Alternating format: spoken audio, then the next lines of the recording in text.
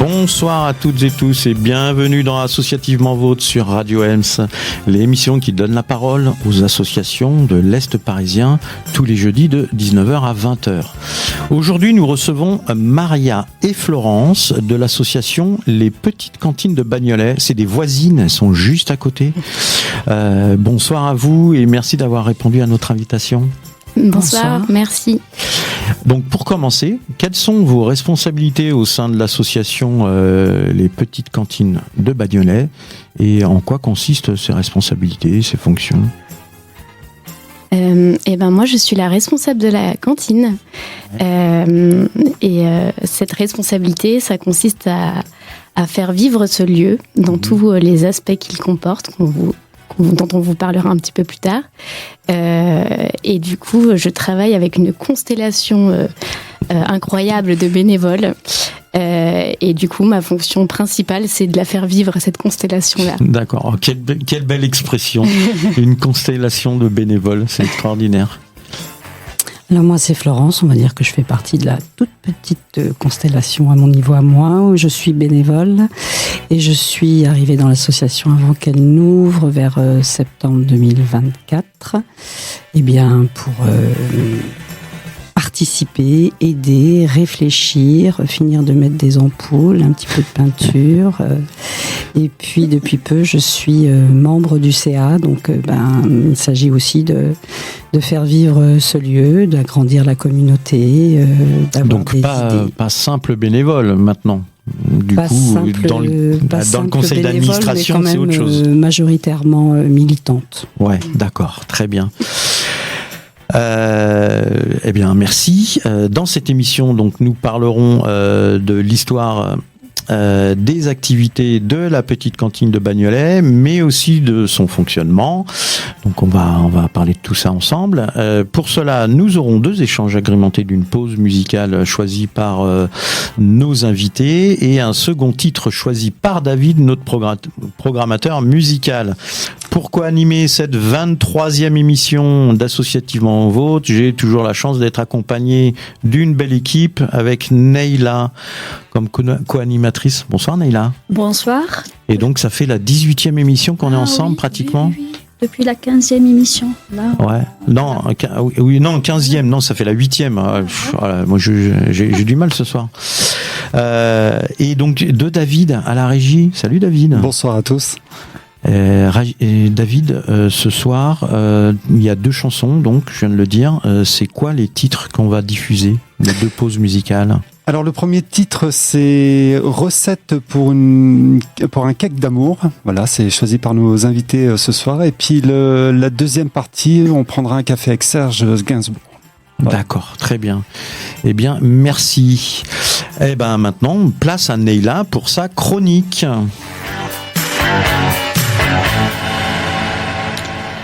En France, on dit souvent que la gastronomie est sacrée. Mais quand l'addition dépasse ton loyer, même le gratin dauphinois devient un plat de luxe. Heureusement, il existe une autre France, celle des cantines solidaires, des repas partagés et des restos associatifs.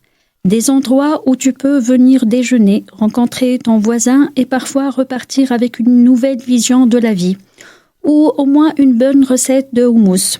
Alors, posons les chiffres. Selon le dernier rapport de la Fondation Abbé Pierre, près de 9 millions de personnes vivent sous le seuil de la pauvreté en France. Et pendant ce temps, 10 millions de tonnes de nourriture sont jetées chaque année. Résultat, on a faim d'un côté, on gaspille de l'autre. Et on cherche du sens un peu partout. C'est là qu'entrent en scène les restos associatifs, les cantines solidaires, les frigos partagés. Bref, la cuisine du cœur, version citoyenne. Leur mission ? Nourrir sans exclure, rassembler sans juger et faire mijoter du lien social à feu d'eau. Concrètement, comment ça marche ? Le principe est souvent le même. Les repas à prix libre, tu donnes ce que tu veux ou ce que tu peux. Des plats faits maison, souvent avec des produits locaux ou récupérés. Tu viens, tu cuisines, tu manges, tu discutes, tu souris. Et si tu veux aider, tu peux aussi faire la vaisselle. C'est un peu comme un restaurant, sauf que tout le monde est serveur, tout le monde est client. Et personne ne te juge si tu reviens 3 fois pour le dessert. En 2025, on compte plus de 400 restaurants solidaires sur le territoire français, selon France Bénévolat. Et derrière chaque assiette, il y a souvent une histoire, celle d'un quartier, d'une association ou d'une grand-mère qui dit « faut pas gâcher ». Parce qu'au fond, les restos associatifs, ce n'est pas juste une histoire de bouffe, c'est une thérapie collective contre la solitude moderne. Un antidote à nos repas surgelés, nos bureaux en open space et nos dîners devant Netflix. Ici, pas de click and collect. C'est plutôt viens, coupe une carotte et raconte ta journée. Et ça, mine de rien, c'est révolutionnaire. Parce que soyons honnêtes, quand t'as passé la semaine à parler à ton chat, venir éplucher des patates avec des inconnus, eh bien, c'est presque une thérapie de groupe. Moins cher qu'un psy et t'as du dessert. Alors oui, les cantines solidaires ne sauveront pas peut-être le monde, mais ils le rendront déjà un peu plus digeste. Et franchement, entre nous, quand tu peux payer ton repas avec un sourire, une blague ou un coup de main à la vaisselle, ça vaut toutes les étoiles Michelin du monde. Merci Neila, bravo. Est-ce que vous êtes reconnue dans cette description ? Merci, c'est tout à fait ça. Donc on vient chez vous, on épluche des pommes de terre et on discute et on refait le monde, c'est ça ? Exactement. Bon, bah très bien. Bon, bah voilà, on arrête là. Merci. C'est ça. On pouvait pas mieux le décrire. Eh ben, très bien. Donc ce soir, vous l'avez compris, chères auditrices et auditeurs, nous parlerons des actions de l'association Les Petites Cantines de Bagnolet. Cette émission s'adresse donc à celles et ceux qui veulent éplucher les patates, couper les carottes et puis se rencontrer. Mais on va en parler beaucoup plus tout à l'heure. Donc maintenant, place à notre premier débat.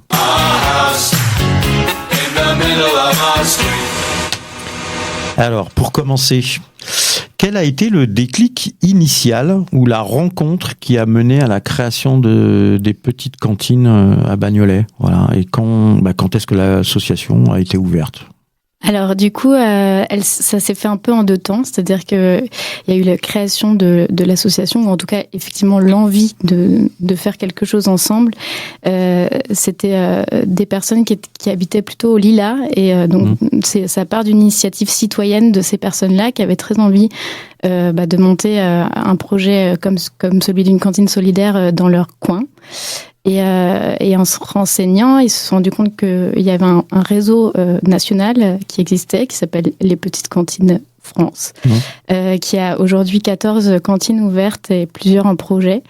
Et du coup, ils se sont rapprochés de ce réseau-là et ils ont été accompagnés au montage de ce projet-là. Et ils ont cherché un local pendant pas mal de temps. Ouais, j'imagine, c'est pas ce qui court les rues dans le 93. C'est ça. Et puis, ils ont fini par trouver à Bagnolet. Ils étaient très contents de cette trouvaille parce que Bagnolet, c'est un territoire qui est très, très intéressant et surtout pour ce genre de projet. Donc, ils en étaient contents et ça a mis aussi longtemps à ouvrir le lieu parce que le local n'était pas tout à fait prêt en normes d'accessibilité, etc. Donc, il y a eu des travaux et puis ça a ouvert l'année dernière, il y a pile 1 an. Ouais, on en reparlera, ça. Ouais. J'ai cru comprendre qu'il y avait un événement. Et comment vous situez-vous par rapport au réseau national des petites cantines ? Quelle est l'autonomie et l'identité spécifique des petites cantines de Bagnolet ? Alors du coup, effectivement, on appartient à ce réseau, mais chaque cantine est indépendante. Donc on est une association à part entière, on a nos idées, notre budget, etc. On doit suivre une charte commune qui répond à 3 grands critères. Souvent on le présente comme ça, une sorte d'ADN en fait. De faire du participatif, de faire du prix libre et de faire de l'alimentation durable. D'accord.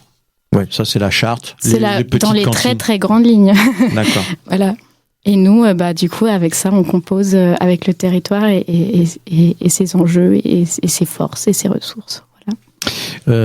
Je reviens sur les débuts. Vous étiez combien au début à démarrer Alors, du coup, moi, je parle pas pour moi, parce que j'ai rejoint le projet un mois avant son ouverture, mais donc il y a plein de personnes qui y ont réfléchi avant moi. Mais du coup, ils étaient, je pense, déjà, je saurais pas dire combien ils étaient à l'origine du projet. En tout cas, quand il a commencé à vraiment, quand il y a eu une date d'ouverture, on va dire, il y avait une dizaine de personnes. En fait, il y a eu 2 ans entre le moment où ils ont eu l'idée et le moment où la cantine a ouvert. Ce qui fait que certaines personnes sont parties, ont été prises par d'autres ça se comprend. projets, et que au moment où ils ont vraiment eu le local et le projet était là, et ils ont décidé de réouvrir tout d'un coup par une réunion, une assemblée, et donc il y a plein de citoyens de Bagnolet qui se sont intégrés à ce moment-là, et donc là maintenant dans le conseil d'administration ils sont une dizaine de personnes. D'accord. Dont fait partie Florence. Et en fait, effectivement, avant que ça se positionne sur Bagnolet, il y a eu une expérience pendant 2 ans où a été mise en place des cantines éphémères. Et donc l'idée était d'aller cuisiner dans des lieux, dans des associations, alors aussi bien au Lilas, Romainville, Bagnolet, en récupérant des denrées alimentaires auprès d'associations diverses et variées, et donc pour voir justement quel était l'impact et comment la communauté réagissait dans ces cantines éphémères. Donc il y en a eu quelques-unes aussi à Bagnolet, c'était au centre social Tofoletti, il y en a eu aussi à la Guinguette, donc plusieurs endroits comme ça, et qui ont fait qu'au fur et à mesure, non seulement les acteurs qui portaient ce projet se sont fait connaître auprès d'autres associations, auprès du public, et puis aussi auprès d'instances comme la mairie de Bagnolet, comme Est Ensemble, comme le département, la région Île-de-France, etc., qui sont nos partenaires aujourd'hui. Oui, qui sont rapidement intéressés au projet. Oui, en fait, c'est déjà une proposition. Comme l'a spécifié Maria, le fait, c'est un réseau national. Donc, il y a quelque chose quand même qui est construit, qui est solide, qui est réfléchi. Il y a des chartres, il y a des formations. C'est une cantine professionnelle, donc il y a des règles d'hygiène, il y a des règles de sécurité. Et donc, effectivement, même pour porter ce nouveau projet à Bagnolet, on était soutenus, on était encadrés. Il y avait des référents nationaux qui sont venus pour nous former, expliquer tout le cahier des charges. Quand vous dites, il y a de l'hygiène, il y a de la sécurité, etc. Oui, c'est pas parce qu'on est une cantine solidaire qu'on peut faire n'importe quoi non plus. On parle quand même d'alimentation et à du public. Donc, tout à fait. On est un restaurant, en fait. Voilà. On est une association, mais on est aussi un restaurant. Exactement. Donc, et on est tenu à certaines règles d'hygiène qui sont très strictes, mais auxquelles on se tient. Normal. Voilà. C'est tout à fait normal. Des fois, en vous écoutant, j'ai l'impression de retrouver un peu l'histoire de Radio Ems, où nous, on n'avait pas un studio avant et on faisait des émissions un peu à droite à gauche, et un peu comme vous faisiez les repas à droite à gauche où vous testiez, et puis depuis qu'on a un studio, on est là. Vous parlez de créer du lien social et rompre l'isolement. Concrètement, comment le repas et l'acte de cuisiner ensemble sont-ils des outils pour atteindre cette mission ? Alors, ça, c'est quelque chose auquel je tiens beaucoup parce que moi, ça m'a tout de suite parlé, ce projet-là, justement, au moment où j'ai poussé la porte de cet endroit. C'est que la cuisine, c'est quelque chose qui est ultra fédérateur. Et que du coup, ça parle à tout le monde, en fait. C'est-à-dire que tout le monde a une anecdote sur la cuisine, tout le monde a une façon de cuire telle chose, tout le monde a une petite recette qui lui vient de je ne sais pas qui, mais... Donc, c'est vraiment un levier incroyable qui parle à tout le monde. Et donc, effectivement, la cuisine et le repas partagé, dans le fond, sont un peu des prétextes à ce que les gens se rencontrent, sortent de chez eux, recréent du lien. Et ça fonctionne vraiment. C'est-à-dire que vraiment, enfin, comme on est aussi sur une ouverture de tous, en fait, c'est pas, vous l'avez dit souvent le mot solidaire, notre cantine, elle est pas solidaire, c'est un projet qui est social. C'est-à-dire qu'il s'adresse vraiment à tout le monde. Peu importe, voilà, ton milieu, ta provenance, il y a vraiment tout, c'est ouvert à tout le monde.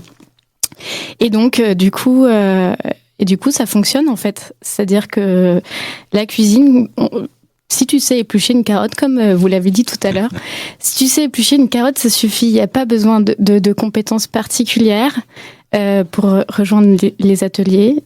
Il n'y a pas de hiérarchie, il n'y a pas de chef. Moi, je suis la responsable de la cantine, mais je suis pas une chef. Évidemment, j'adore cuisiner, mais je suis pas chef. C'est pas ma formation. Ah, il n'y a pas de chef. Il n'y a pas de oui chef. Ah. Et du coup, ça permet des choses vraiment fabuleuses. Et du coup, moi, ça fait 1 an que je suis là, que je suis venue avec le projet, et j'ai découvert un outil qui est fabuleux, qui s'appelle l'intelligence collective. Et l'intelligence collective, c'est quand on a un problème ou quand on se confronte à quelque chose, pas forcément problématique, ceci dit, et on met en ébullition les cerveaux de tout le monde et en fait, ça crée des résultats qui sont souvent incroyables. Alors moi, je voulais revenir sur les repas. On n'avait pas mis des questions là-dessus, mais parce que vous parliez de, il y a toujours quelqu'un qui a quelque chose à dire par rapport au repas où il le cuisine comme ça, etc. Et c'est vrai que les repas, ça existe partout. Il y a les différentes façons de cuisiner du poulet, du bœuf, les carottes, les patates, etc. Et comment ça se passe le choix des plats? Alors. Du coup, c'est participatif. Mais en même temps, on est un restaurant, donc ça veut dire les gens ne peuvent pas ramener leurs produits. Souvent, c'est la question qu'on nous pose. Ah, je peux venir avec mon... Alors, j'étais pas tellement sur ramener leurs produits, j'étais plutôt sur l'idée de cuisiner le produit. Oui. Parce que la cuisine, on peut aussi beaucoup s'engueuler dans la cuisine sur la façon de non, ça on le cuisine comme ça, comme ça. Et donc, est-ce que ça se passe comme ça un peu des fois? Donc c'est même pas le menu, la question c'est sur le moment de cuisiner, quoi. Ouais, le moment de cuisiner. Comment on décide de voilà, on a des produits, les produits sont là. Et qu'est-ce qu'on va faire comme plat avec ces produits-là? Alors, on a déjà les recettes sont déjà... Elles sont faites. Alors, les recettes, on programme les recettes, mais les recettes en elles-mêmes sont dans une forme de collective, puisque en fait, on a une commission par mois, une commission mensuelle, où on décide avec ceux et celles qui le souhaitent de prendre part aux idées des menus du mois d'après. D'accord. Et puis... du coup, il en sort plein d'idées, dont des idées aussi de programmation plus générale, on va dire des repas thématiques de tel endroit ou de tel voilà, ou des jeux, des choses animées, etc. Et puis et du coup, on en sort des recettes de ça. D'accord. Et donc les gens sont rarement perdus. Ils ont souvent. Alors après, moi souvent ce que j'aime bien dire, c'est que on peut sortir aussi un petit peu de ces recettes. C'est-à-dire que il y a toujours telle personne qui va me dire non mais moi je mets pas telle épice dans le couscous. Ouais, voilà, c'est ça. Mais faites. En fait, tant que ça respecte à peu près, et puis tant que aussi on a un œil sur quand même ce qu'on dépense entre guillemets dans les plats, mais aussi sur les allergènes, parce qu'on est censé quand même communiquer les allergènes qui sont présents dans nos plats. Bi-créative, quoi. Voilà. Ce qui est important aussi, c'est que on cherche à vraiment faire prendre conscience aux gens que on va manger des produits de saison. Donc on construit des recettes complètement avec les fruits et légumes de saison, parce qu'on est majoritairement, on va dire, sur des plats végétariens, mais on fait de la viande aussi de temps en temps, mais majoritairement fruits, légumes et circuits courts, le plus bio possible, et dans effectivement, comme le dit Maria, une pensée économique.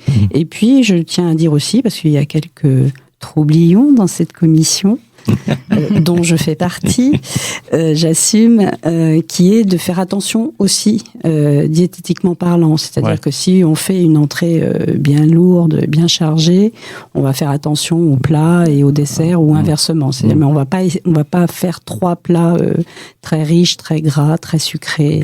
Voilà, donc on fait une entrée très salée, un plat très gras et un dessert très sucré. Mais on essaye voilà. Là, on va avoir un brunchy, donc ça risque de nous arriver quand même. Mais on essaye d'avoir ces pensées-là, mais pour répondre à la question de la dame, parce que je me suis intéressée de ce que les cantines nationales avaient travaillé sur cette notion de lien, en fait, c'est de faire et d'être ensemble, et où ils ont ressorti après une enquête que, en fait, 78% des convives avaient développé un sentiment d'appartenance à la communauté de la cantine dont ils faisaient partie. 78% des plus de 60 ans avaient déclaré prendre plus de plaisir à manger depuis qu'ils venaient aux petites cantines et à faire et à recuisiner chez eux.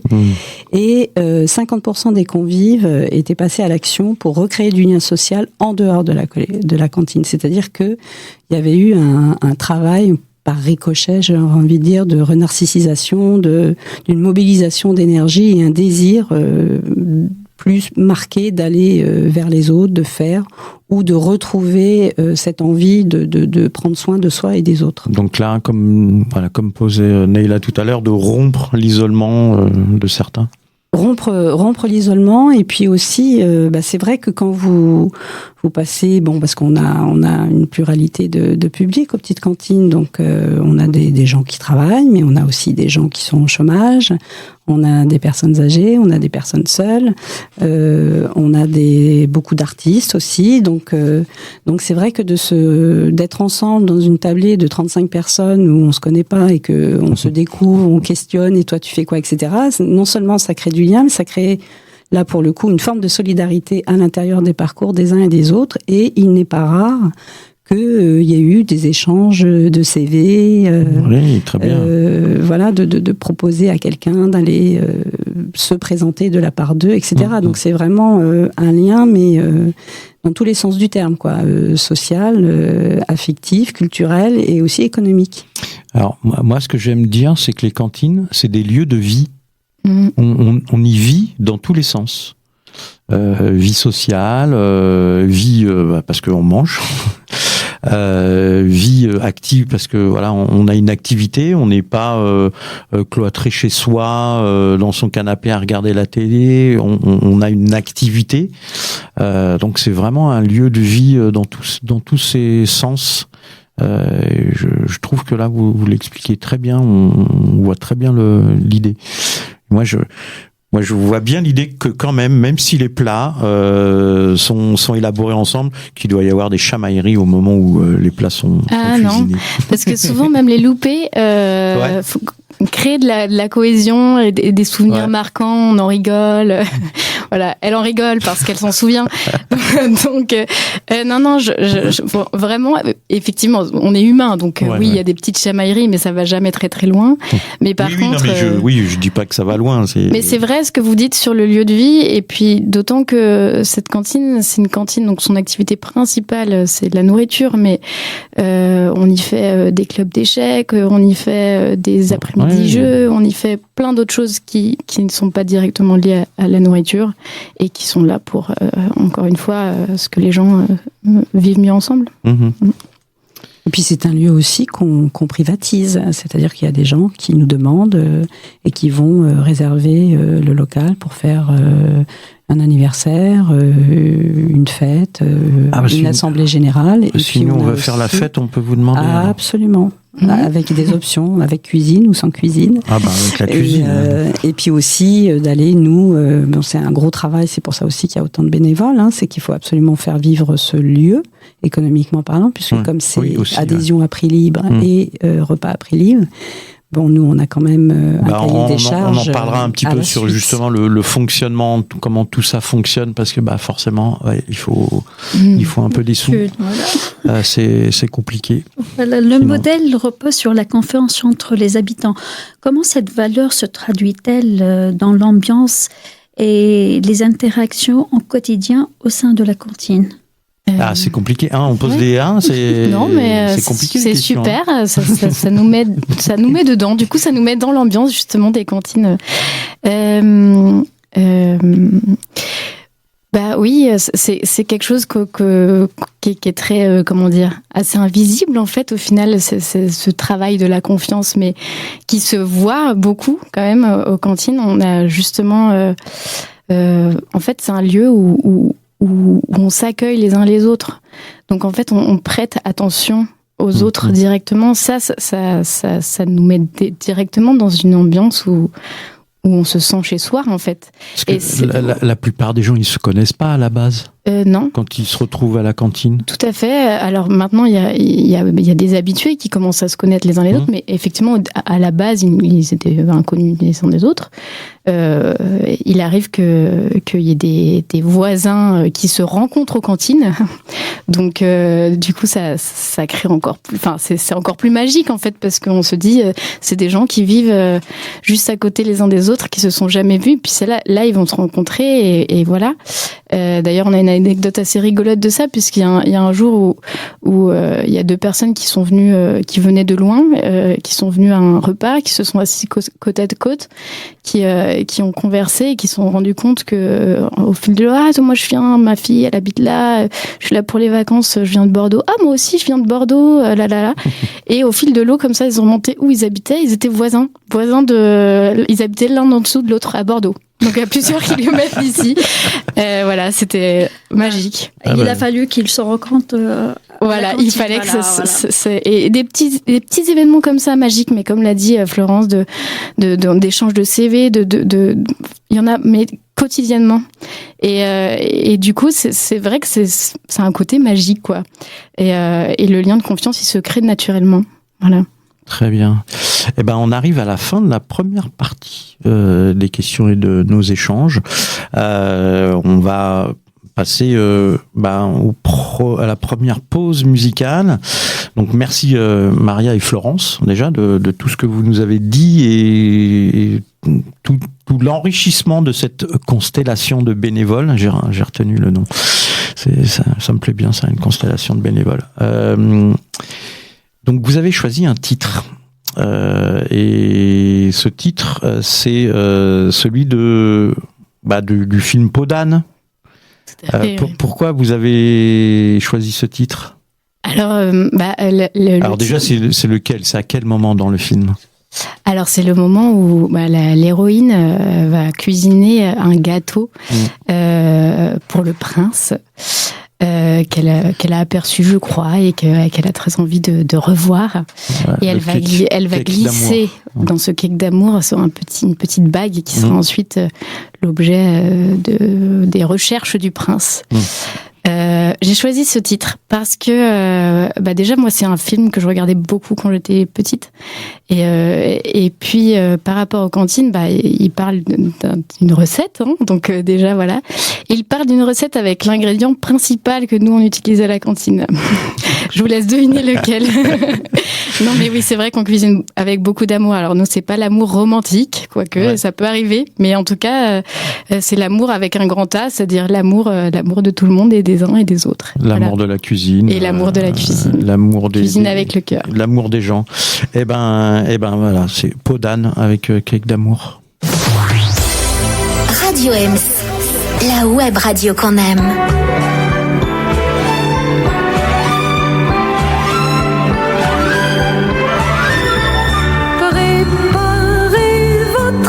Préparez votre pâte dans une jatte plate et sans plus de discours. Allumez votre four.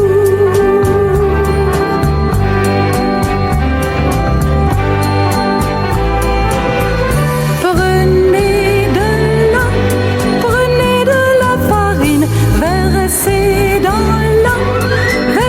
dans la terrine, 4 mains bien pesées.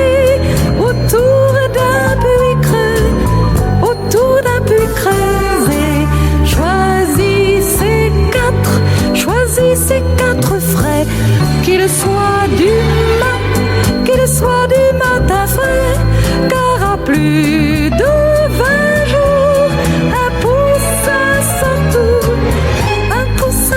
toujours.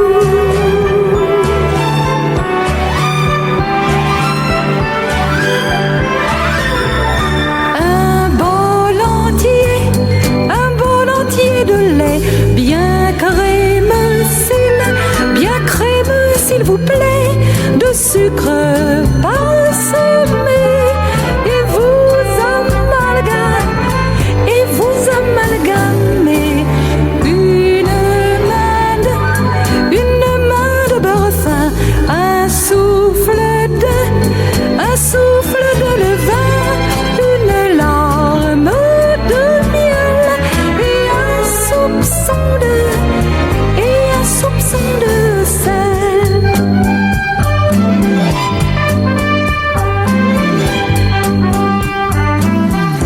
Il est temps à présent, tandis que vous brassez, de glisser à présent pour votre fiancé, un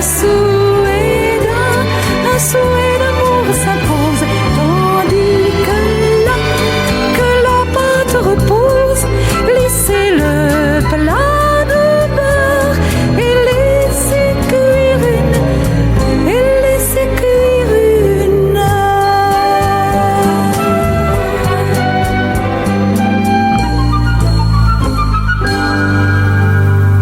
Oh là là, c'est presque magique. Donc de retour en direct sur Radio Ems, donc où tout de suite on va passer au second échange avec nos invités Maria et Florence de l'association Les Petites Cantines de Bagnolet, nos voisines, voilà, d'ailleurs qui vont certainement nous inviter sur un événement. Avec plaisir. On va en parler. Et donc voilà, donc deuxième partie.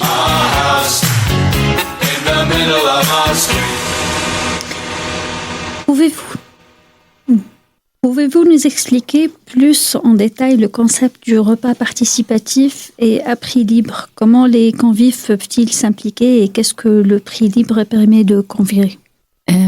Alors, du coup, effectivement, le repas est participatif dans le sens où une journée à Petite Cantine, ça se compose un peu en deux temps. Le temps de l'atelier cuisine, ou le matin, parce qu'on est plutôt ouvert le midi, donc voilà. Donc, et puis après, on ouvre le repas à celles et ceux qui souhaitent nous rejoindre pour juste manger, et je dis juste manger entre guillemets, parce qu'en fait, effectivement, personne n'est au service de personne, on est tous au service des uns des autres.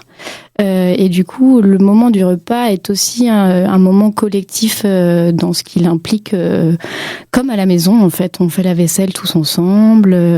On pose les assiettes, les couverts, on met la table. On met la table ensemble.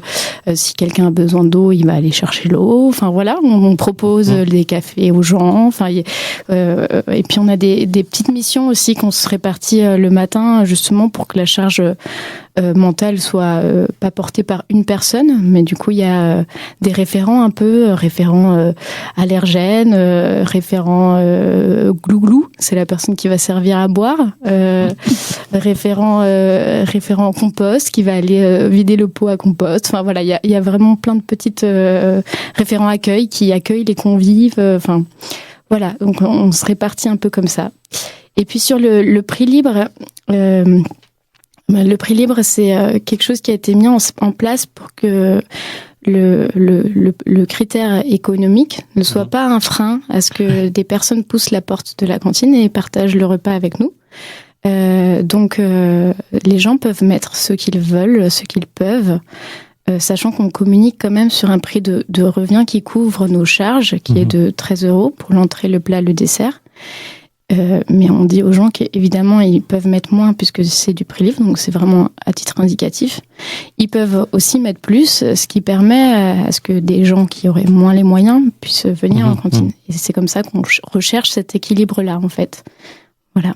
D'accord. Et est-ce que vous le trouvez, cet équilibre ? Évidemment, les temps sont durs pour tout le monde. Donc... Oui, surtout en ce moment, oui.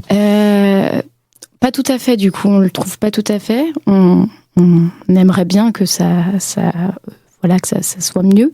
Après, notre levier économique, on va dire, il n'est pas directement lié à ce que les gens mettent. Enfin, au final, il n'est pas tant lié à ce que les gens mettent, puisque c'est du prix libre.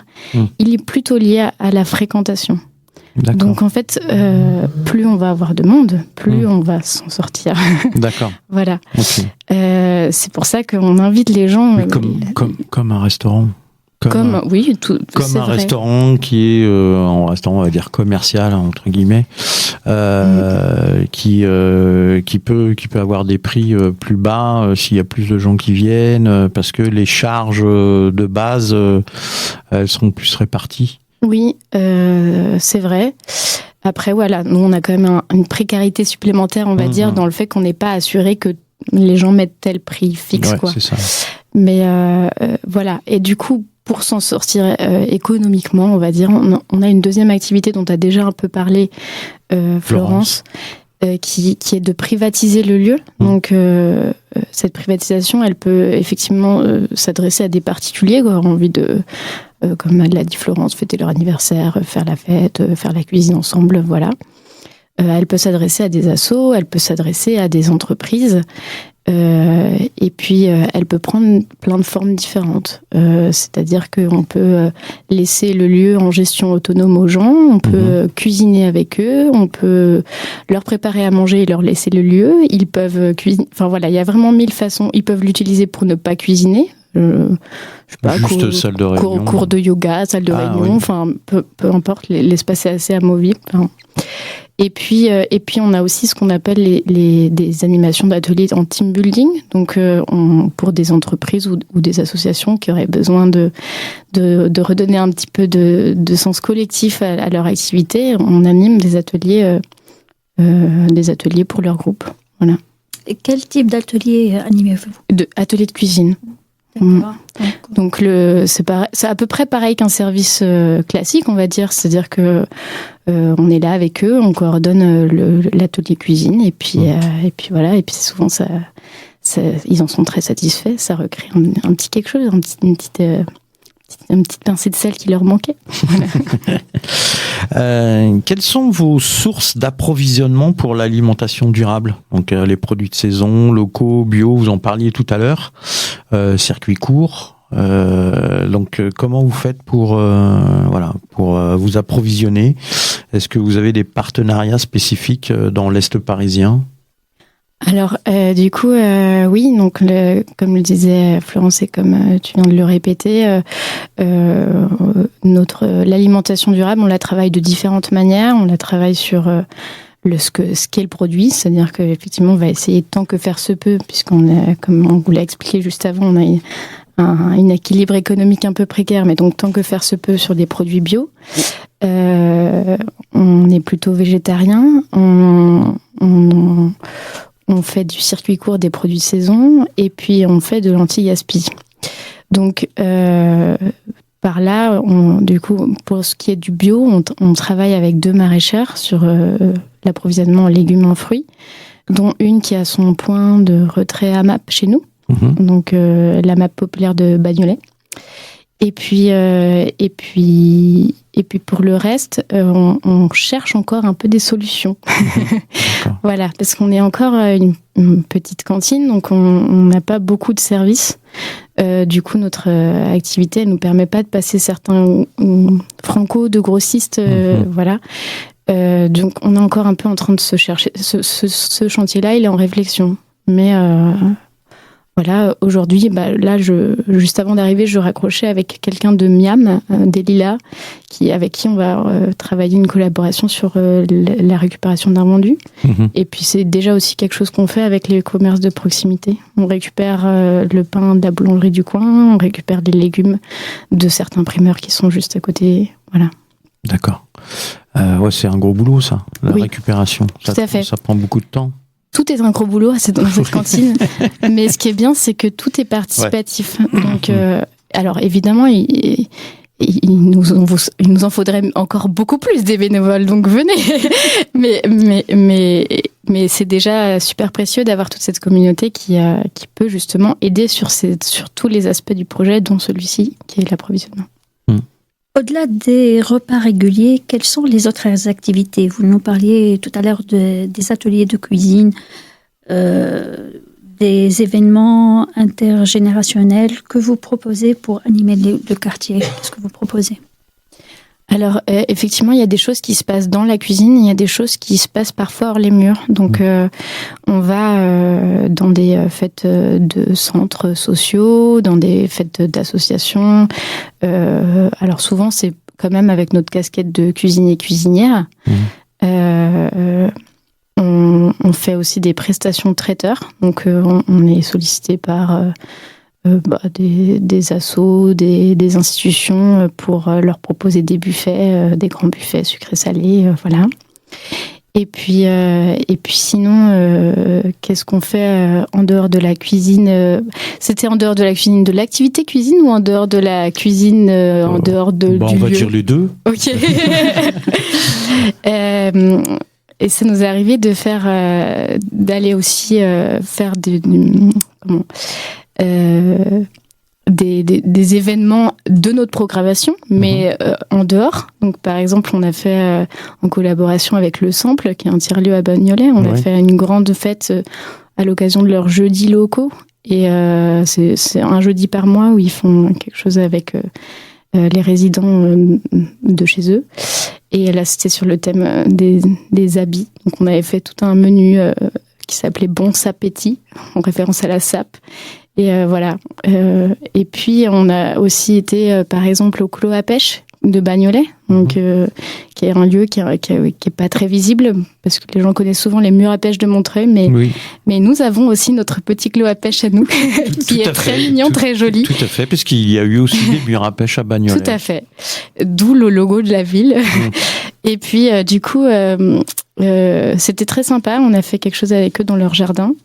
Et là, justement, vous parliez de liens intergénérationnels. Bah, ça c'était un peu le cœur. Ça en fait partie, en tout cas, de ce qu'on a mené comme action avec un public plus âgé, par exemple. Voilà. Bah là, prochainement, il y a eu en septembre le forum des associations. En décembre, il y aura sur les fêtes de Noël.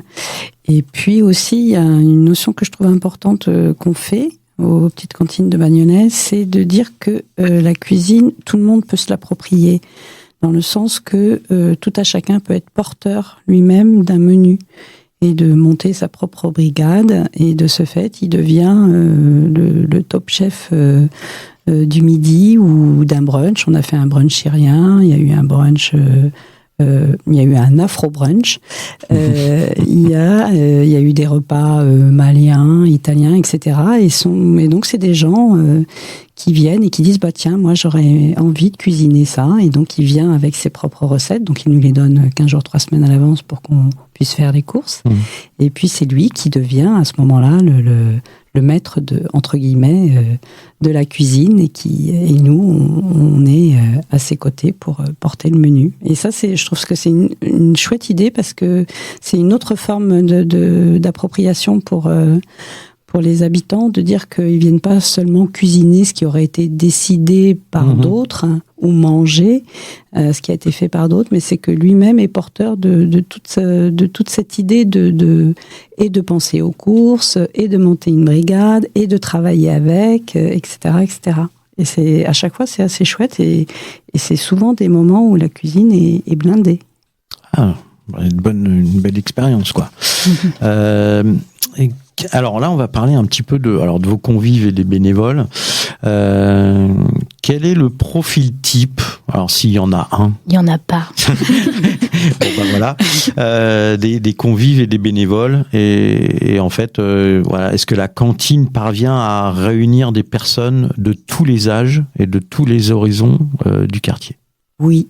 Bah oui. Oui, c'est vrai que moi, c'était une de mes craintes au début. J'avais peur qu'on n'arrive pas à voir tout le monde, et finalement, c'est pas le cas. On a vraiment des gens de tout horizon, de tout âge. Il est arrivé qu'on ait un repas, c'était assez rigolo. il y avait une personne qui avait 95 ans et en même temps, il y avait un nouveau-né.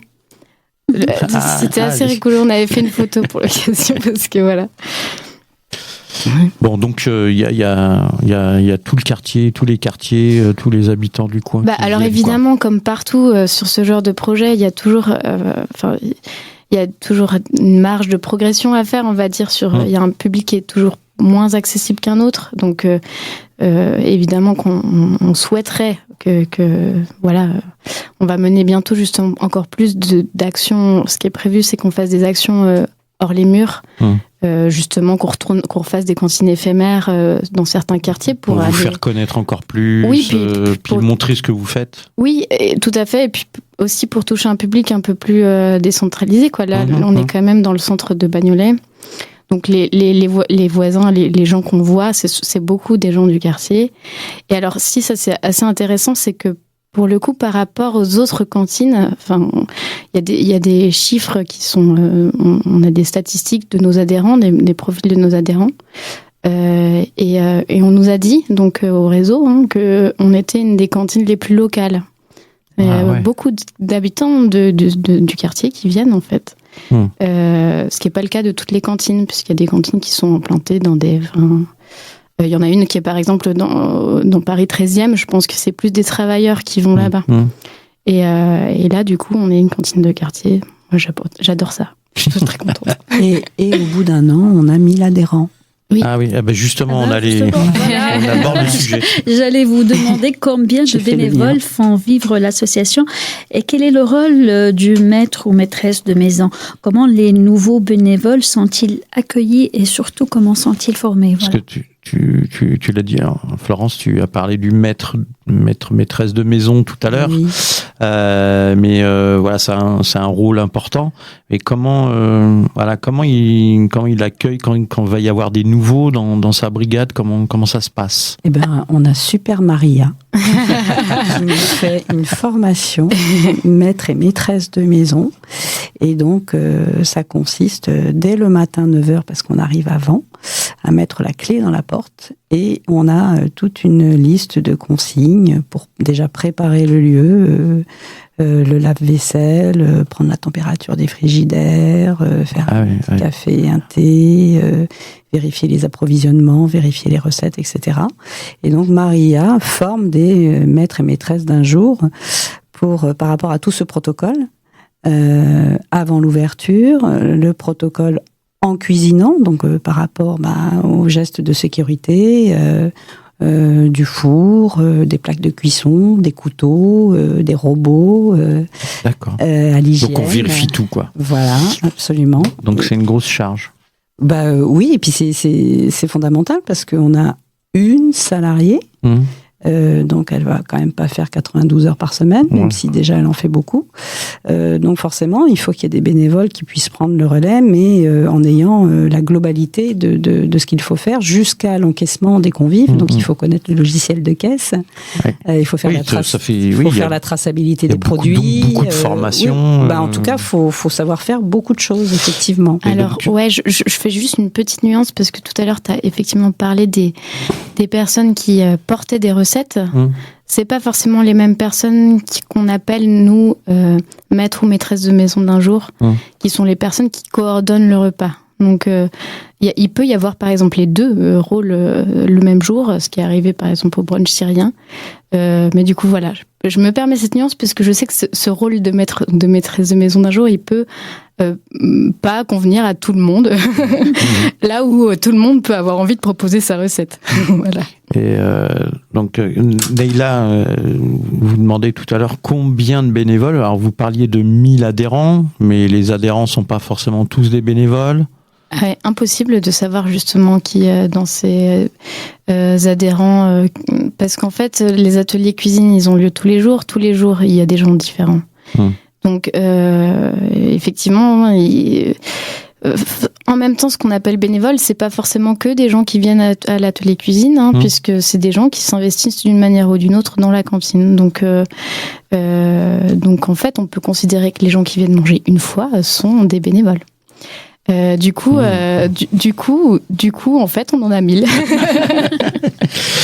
D'accord. Alors là, on va attaquer un petit sujet et ça sera pratiquement la dernière question. Parce qu'on va bientôt arriver à la fin.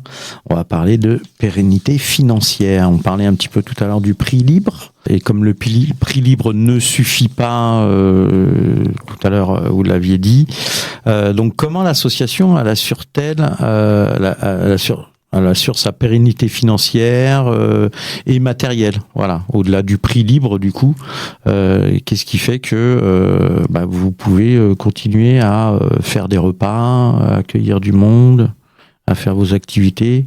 Est-ce qu'il y a des soutiens publics, des fondations? Alors en fait, au démarrage de l'association et des petites cantines de Bagnolet, il y avait des subventions Est Ensemble, le Fonds de développement de la vie associative, budget participatif Île-de-France, la région, la CNAV, la mairie, des fondations Biocop, Electrodépôt, Bagnolet, les marmites volantes à Paris. Donc tout ça, c'était sur cette première année de fonctionnement et d'installation, puisqu'effectivement, il y avait quand même beaucoup de travaux, beaucoup d'investissements dans le matériel, cuisine, four, frigo, etc. Et puis, la pérennité, c'est vrai que dans l'économie sociale et solidaire, c'est une vraie question, parce que si vous enlevez la quinzaine de millions de bénévoles en France dans toutes les associations, je ne sais pas comment elles pourraient vivre et survivre et continuer à faire ce qu'elles font.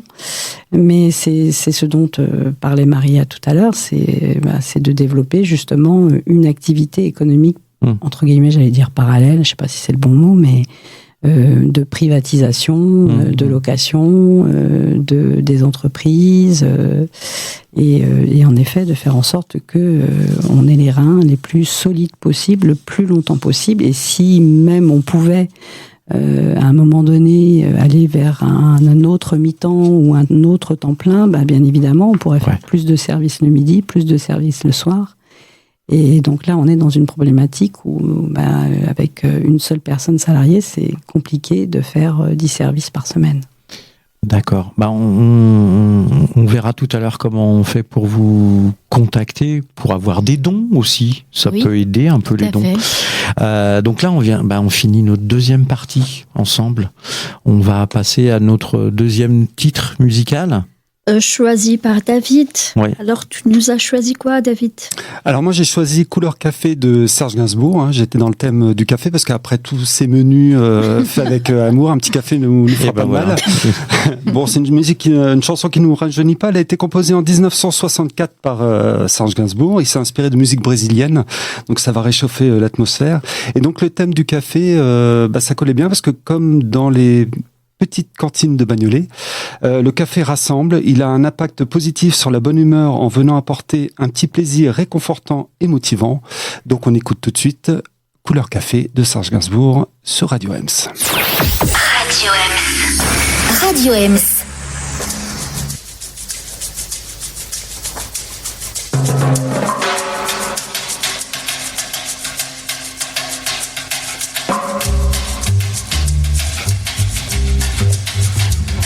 J'aime ta couleur café, tes cheveux café, ta gorge café.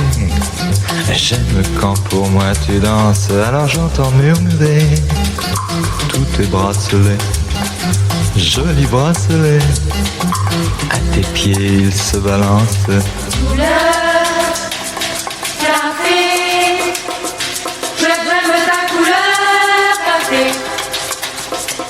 C'est quand même fou l'effet que ça fait de te voir rouler ainsi des yeux et des hanches. Si tu fais comme le café, rien qu'à m'énerver, rien qu'à m'exciter. Ce soir la nuit sera blanche. Couleur café, que j'aime ta couleur café.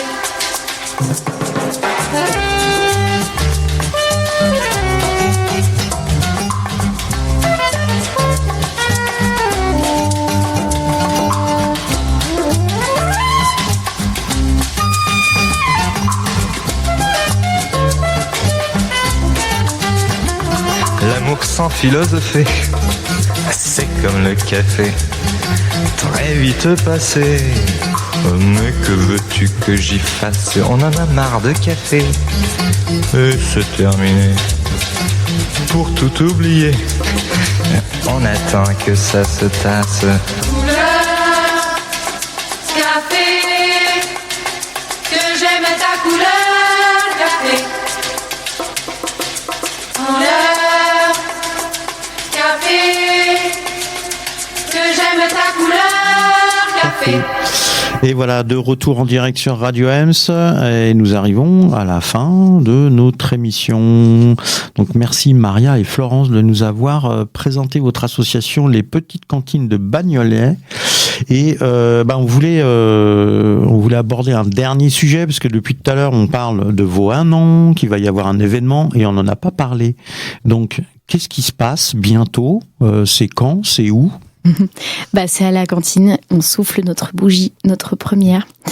Et ça sera jeudi prochain, donc dans pile une semaine, le 20 novembre. Donc jeudi 20 novembre. Jeudi 20 novembre, entre 17h30 et 20h30. Vous êtes tous les bienvenus. Grand buffet festif. On pourra trinquer avec du Beaujolais nouveau, parce que c'est aussi le jour du Beaujolais nouveau. On peut rappeler l'adresse de la petite 93 rue Sadi Carnot. Voilà. Et du mocktail maison, de la gingembrínade. Voilà, pour ceux qui préfèrent. Donc, une tombola. Et il y aura une grande tombola avec des lots des partenaires du quartier. Et vous attendez, vous avez fait une estimation Pas du tout, on ne sait pas du tout à quelle sauce on va être mangé ce jour-là. Mais plus on a de monde, plus on rit. Voilà. Donc, d'accord. Donc verra. Jeudi 20 à 17h30, 20h. 17h30, 20h au 93 rue Sadi Carnot à Bagnolet. Presque en face de l'église. Presque en face de l'église. Voilà. Donc, très chers auditeurs et auditrices, vous avez retenu, les Petites Cantines de Bagnolet vous invitent à participer à leur 1 an. Et tout à fait, et on vous invite aussi à participer à tous nos jours d'ouverture. Non, mais ce que je veux dire, c'est que vous êtes bien sûr les bienvenus à d'autres moments si vous loupez cette occasion-là. Avant de nous quitter, vous allez nous rappeler comment on fait pour vous retrouver sur les réseaux sociaux, vous contacter, etc. S'il y a des gens qui veulent vous rejoindre comme bénévoles, qui veulent prendre des repas chez vous, participer, voilà, éplucher les carottes, couper les patates, faire des frites, faire la vaisselle, mettre la table. Ok. Alors, du coup, on est sur les réseaux sociaux, effectivement. Sur Instagram, on s'appelle Les Petites Cantines Bagnolet. Et puis, on a un outil qui est notre site qui centralise toutes les informations importantes. Donc, le site, il s'appelle bagnolet.lespetitescantines.org. Et là-dessus, vous pouvez trouver nos menus de la semaine actuelle, de la semaine d'après, le planning du mois avec nos repas thématiques un peu foufou. Et puis, c'est là que vous pouvez aussi réserver votre atelier cuisine ou votre repas si vous préférez juste venir manger. Voilà. D'accord. Merci. Merci Florence, merci Maria de votre participation à notre 23e émission d'Associativement Vôtre. Merci Neila pour la co-animation de cette émission une nouvelle fois.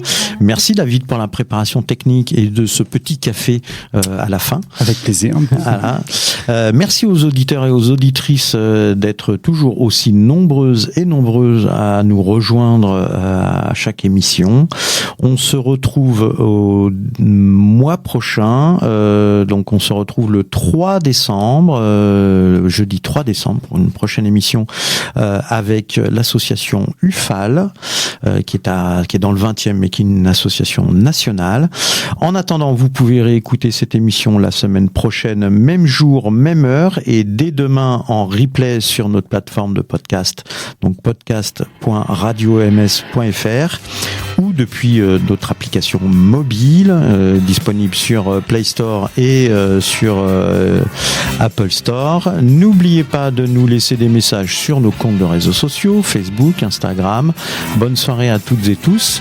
Restez à l'écoute de Radio Ems. Dans quelques instants, Déclic prend le mic avec Florence et son équipe, suivi de Funk Anthology, Jazzomania, et à 23h, Club Ems, le mix avec David. Mother's tired, she needs a rest. The kids are playing up downstairs. Sister's sighing in her sleep. Brother's got a date to keep, he can't hang around. Our house in the middle of our street. Our house, it has a crowd.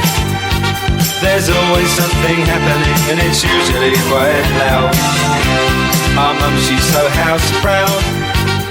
Nothing ever slows her down and a mess is not allowed.